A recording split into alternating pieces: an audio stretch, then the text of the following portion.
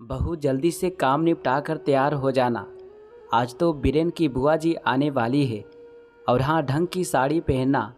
बुआ जी बहुत hi fi है, बड़ा रईस और नामचीन खानदान है उनका। नेहा ने हामी भरी और झट से भोजन की तैयारी कर बुआ जी के आने से पहले वो सज धज कर तैयार हो गई। डोरबेल बजी। नेहा बेटा, दरवाज़ा खोल, लगता है बुआ जी आ गए, निर्मला जी ने कहा। निर्मला जी की ननद उम्र में उनसे बड़ी थी तो उन्होंने पैर दबाकर आशीर्वाद लिया।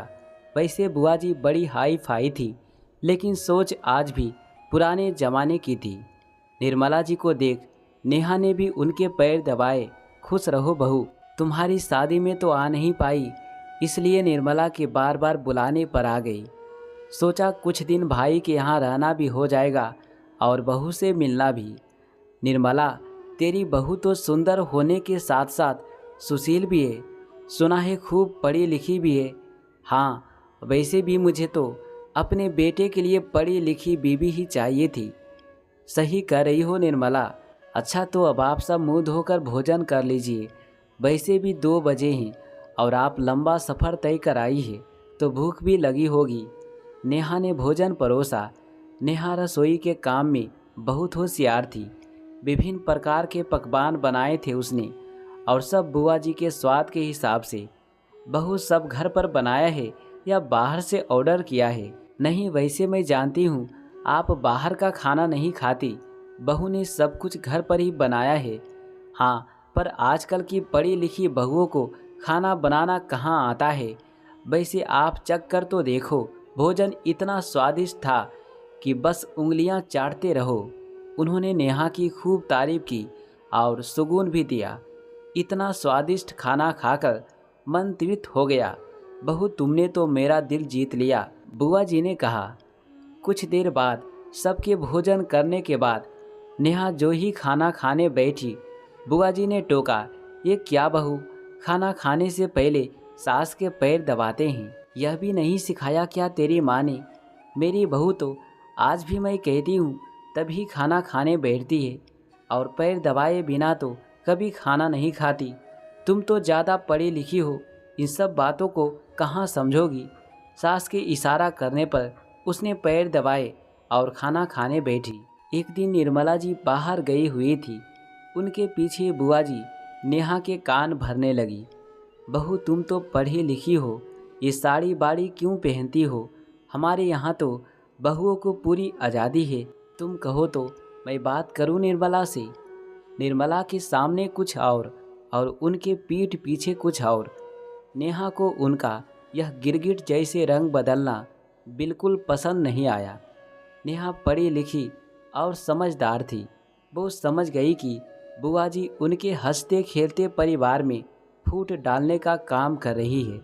उसने कहा, नहीं बुआ जी, मम्मी जी ने मुझे मना नहीं किया। मुझे साड़ी पहनना पसंद है, इसलिए मैं पहनती हूँ। 2-3 दिन तक उनका ये सब नाटक चलता रहा। बात बात में टोकना, गलतियाँ निकालना, हर बात पर गिरगिट की तरह रंग बदलना। नेहा को उनका दोहरा चरित्र समझ ही नहीं आ रहा था। उनके बीरेन से इस बारे में बात की।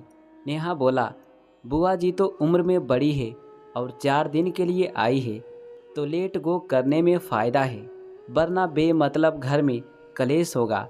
वैसे भी मम्मी ने तो इतने दिनों से कभी कोई शिकायत नहीं की, तो उनकी बातों का बुरा मत मानो। बीरेन ने समझाया, ठीक है बीरेन, आप सही कहते हैं, पर बुआ जी दिन भर मम्मी जी के कान भरती रहती है। नेहा, बुआ जी का तो स्वभाव ही ऐसा है, पर तुम तो समझदार हो ना। कुछ दिन ये सब चलता रहा। एक दिन सुबह सुबह बुआ जी निर्मला जी से बात कर रही थी। देखो निर्मला, तुम तो बड़ी भोली हो, बहू की लगाम जरा कस कर रखोगी तो अच्छा होगा, वरना भैया के जाने के बाद तुम तो बिल्कुल अकेली हो। पता नहीं कब बहला फुसलाकर बीरेन को अपने बस में कर ले और तुझे वृद्धा आश्रम छोड़ाए। वैसे भी ज़्यादा पढ़ी लिखी बहुएं ऐसी ही होती है, मैंने कई घरों में देखा है। और तुम्हारी बहू के चेहरे पर तो चालाकी साफ साफ नज़र आती है। मुझे नहीं लगता उसको तुम्हारी कुछ पड़ी है। 4 दिन से देख रही है, कभी हमारे पास बैठकर क्षण भर के लिए बात तक नहीं की। रात हुई नहीं कि कमरे में जाकर सो गई। कभी पैर तक नहीं दबाए। ये क्या खाक सेवा करेगी। नेहा चाय पूछने आई थी, लेकिन बुआ जी की बात सुन वो बाहर ही खड़ी रही। इतने दिनों से वो चुप थी, लेकिन आज उसे समझ में आ गया कि अगर वो चुप रही तो उसके घर को बिखरते समय नहीं लगेगा। उसने अंदर आकर कहा, मैं माफ़ी चाहूँगी कि मैंने छुपकर आप लोगों की बात सुनी। बुआ जी, आप घर की बड़ी हो। हमारे हंसते खेलते परिवार को देख खुश होने की बजाय आप हमारे घर में फूट डालने का काम कर रही है। हाँ, मम्मी जी भोली है, लेकिन मैं तो चालाक हूँ, इसलिए एक बात कहना चाहती हूँ। बुआ जी माफ़ करना, लेकिन इंसान के कपड़े नहीं, उसकी सोच होनी चाहिए।